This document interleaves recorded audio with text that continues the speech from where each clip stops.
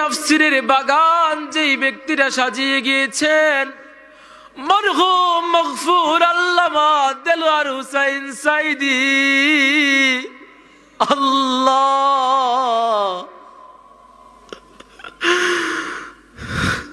আল্লাহ, তোমার এই বান্দাটাকে তুমি জান্নাতের উচ্চ মাকাম দান করে দাও। 50টি বছর ধরে কোরআনুল কারীমের তাফসীর করেছে, 14টা বছর জালিমের কারাগারে বন্দী ছিল।